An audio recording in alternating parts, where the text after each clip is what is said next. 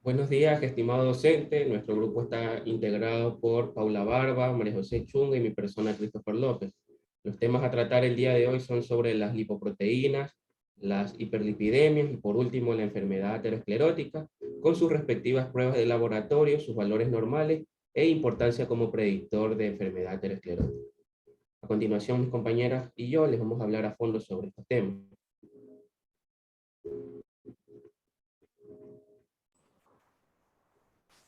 Bueno, buenos días. Vamos a empezar a hablar acerca de las lipoproteínas.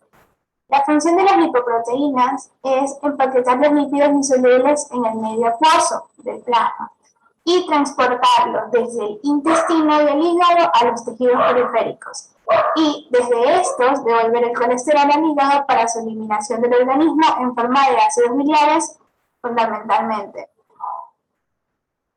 En la estructura de la lipoproteína tenemos que esta es una lipoproteína esférica rica en esteros de colesterol y fosfolípidos, que se asemeja a su composición a la LDL. También contiene una glicoproteína específica, la apolipoproteína A, que está unida a la ApoB100 por un puente disulfuro. Las lipoproteínas se clasifican sobre la base de su densidad, movilidad electroforética y la naturaleza del contenido de la apoproteína. Clasificando las lipoproteínas basadas en su densidad, tenemos a las HDL, LDL, IDL y VLDL.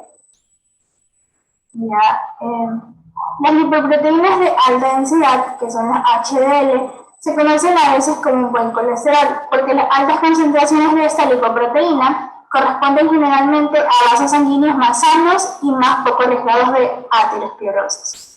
Las lipoproteínas de baja densidad, la LDL, son importantes para el transporte de moléculas gordas, tales como los fosfolípidos, el colesterol, triglicéridos y alrededor de la carrocería.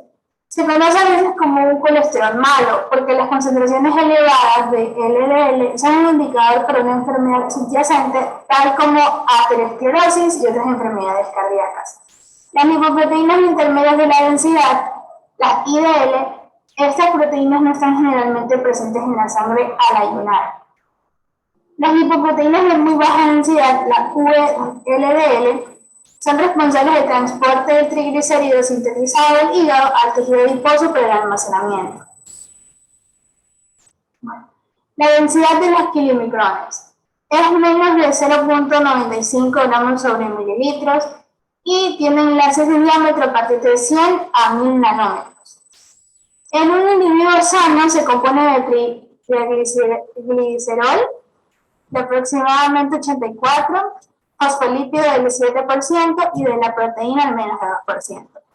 Estas lipoproteínas son responsables del transporte de triglicéridos en el aparato gastrointestinal a otras partes de la carrocería, tales como el hígado, el tejido esquelético y el tejido adiposo. En la clasificación por la movilidad electroforética, tenemos que las lipoproteínas son clasificadas por su configuración electroforética de la movilidad, en la alfa, beta, prebeta y lipoproteínas amplias beta. Estas lipoproteínas con el contenido proteínico mínimo se mueven más rápidamente, mientras que las lipoproteínas con el movimiento contenido de alto valor proteico más lento. La clasificación de las lipoproteínas por el contenido de apoproteína.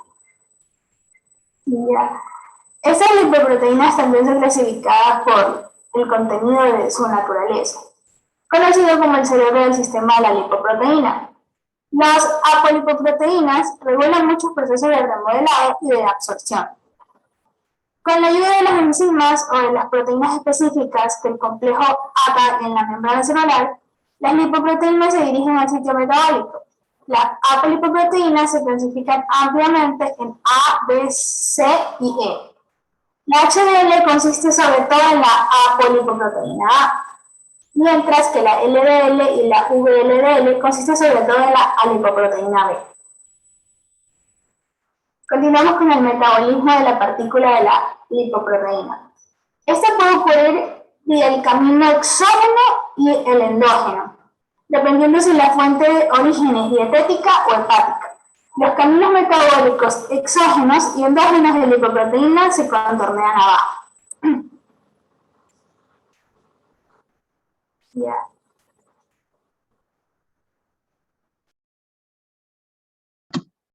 Seguimos con las hiperlipidemias.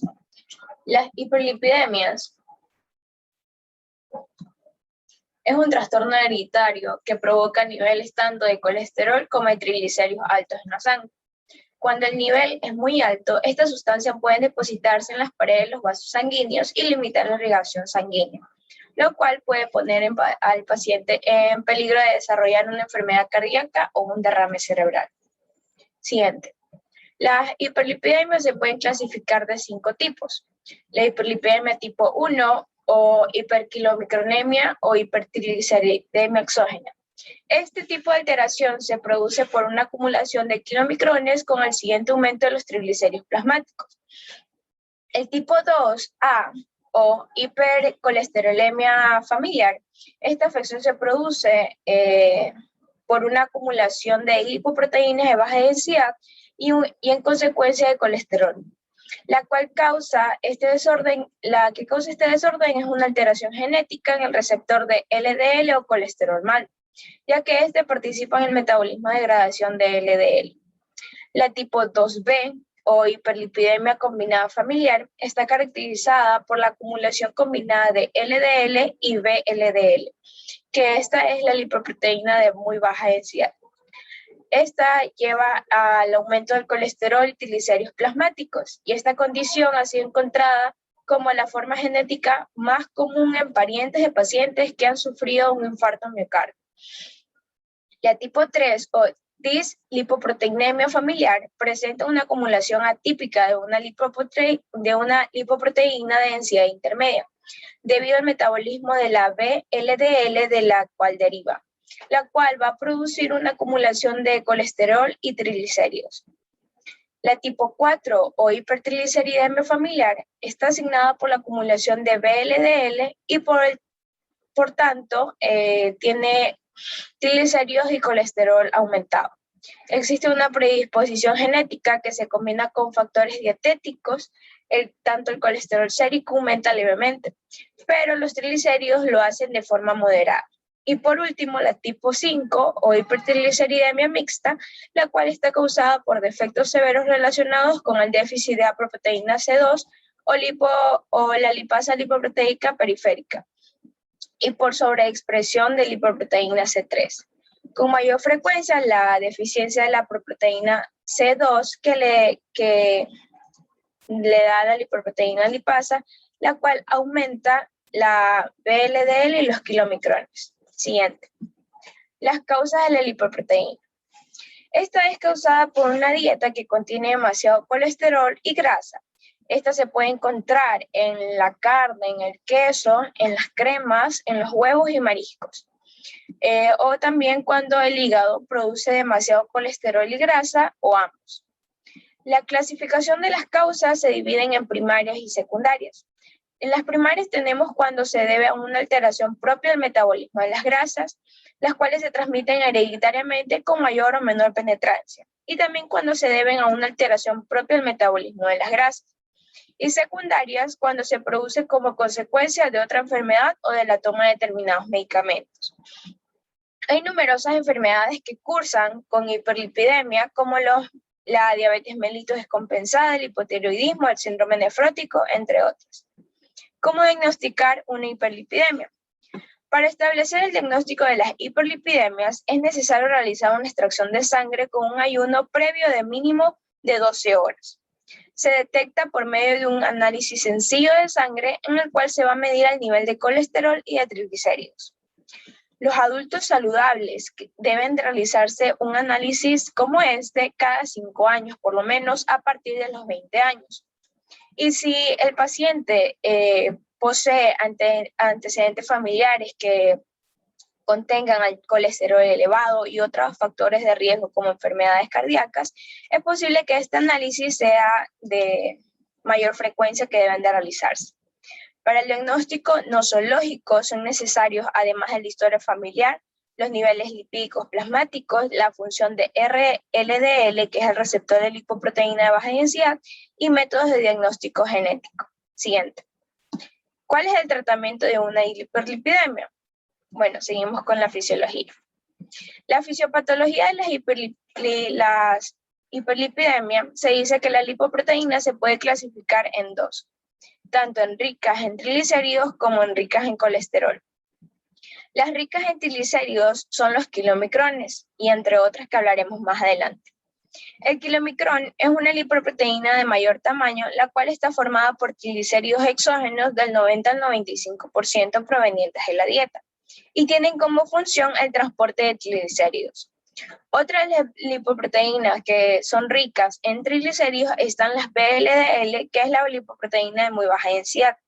Esta posee un menor tamaño que los kilomicrones y contiene entre el 50 y el 65% de triglicéridos, siendo estos de origen endógeno, y contienen algo más de colesterol que los kilomicrones.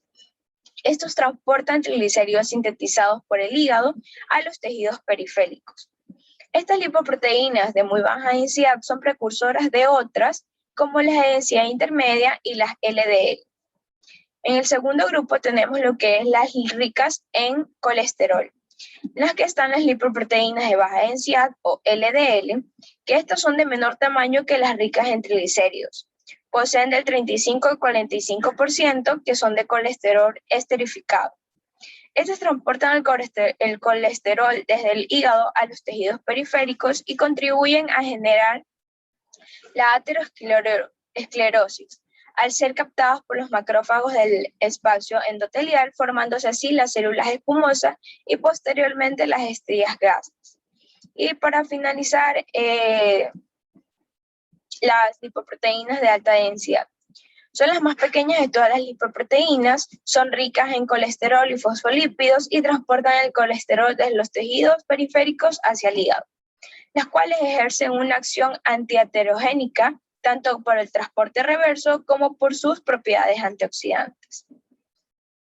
Siguiente. El tratamiento de las hiperlipidemias. Las personas que presentan una hiperlipidemia deben seguir un adecuado tratamiento dietético que se base en la restricción de las grasas saturadas o de origen animal.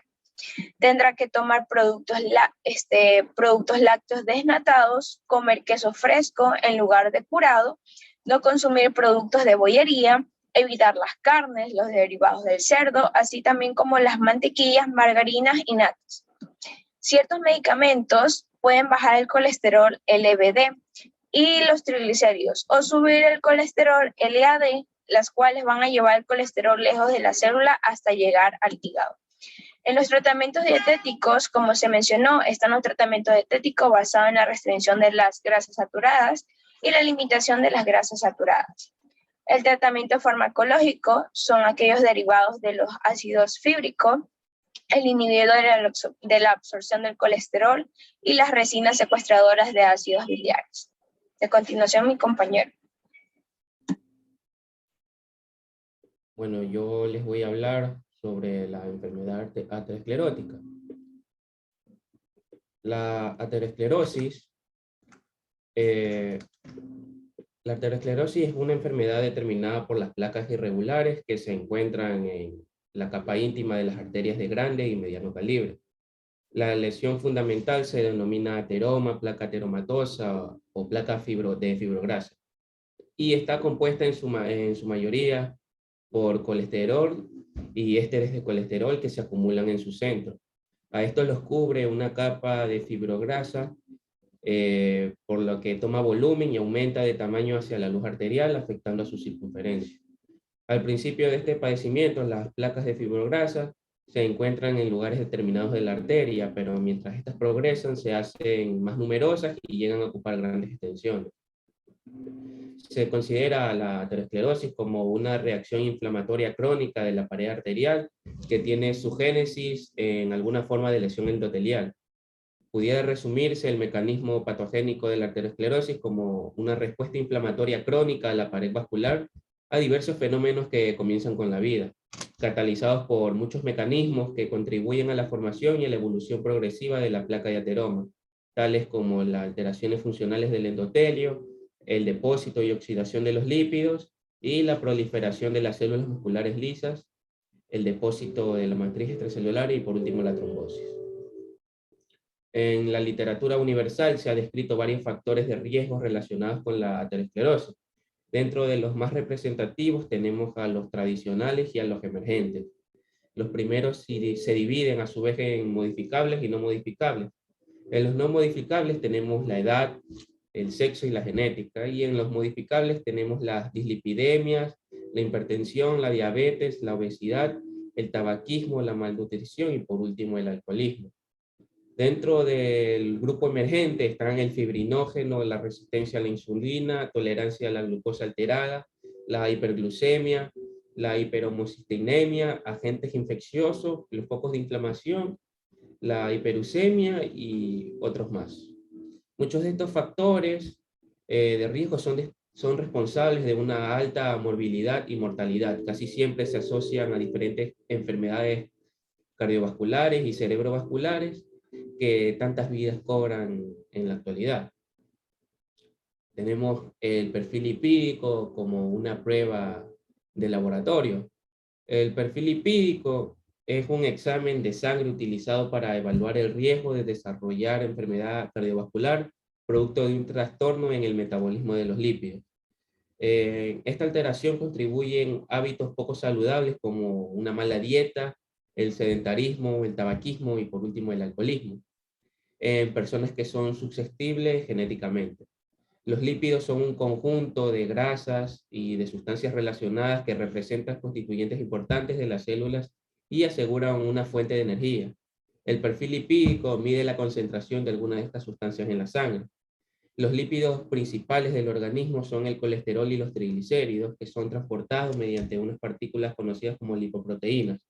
Cada tipo de lipoproteína está constituido por una combinación de proteína, colesterol, triglicéridos y fosfolípidos.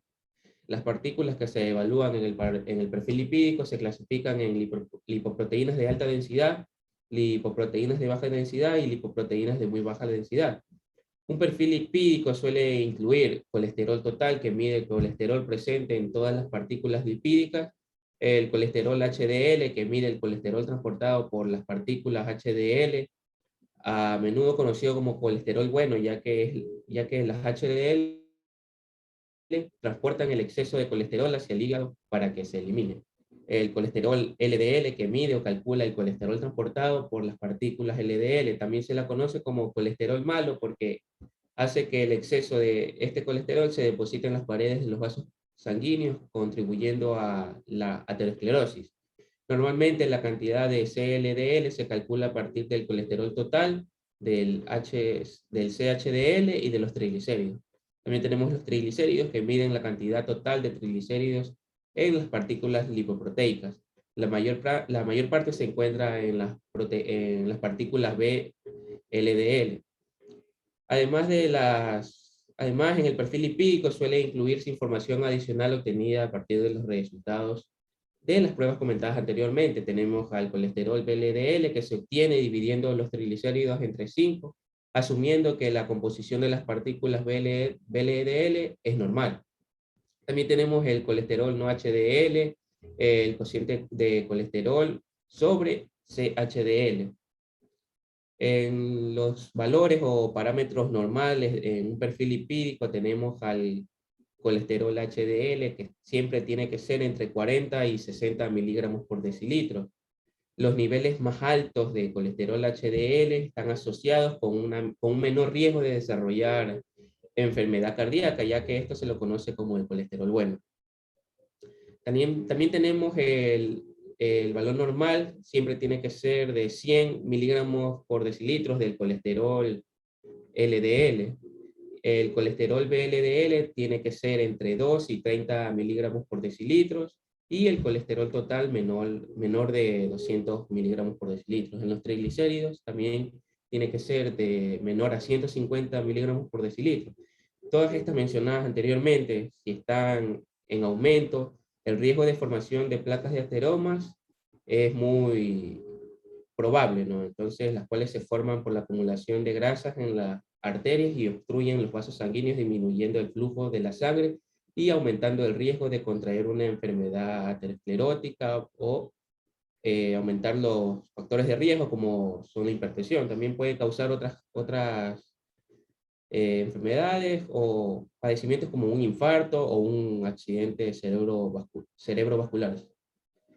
Por último, tenemos la importancia como predictor de enfermedad aterosclerótica. El perfil lipídico permite indicar el riesgo de una persona a desarrollar enfermedades cerebrovasculares, cardiovasculares y por último la aterosclerosis. El normalizar las concentraciones de lípidos lo antes posible puede reducir el riesgo de enfermedades cardíacas y la aterosclerosis más adelante. También es útil para el seguimiento o control del paciente que se encuentra con una dieta o medicamentos para disminuir el colesterol y a su vez el riesgo de enfermedades cardiovasculares y cerebrovasculares. Muchas gracias.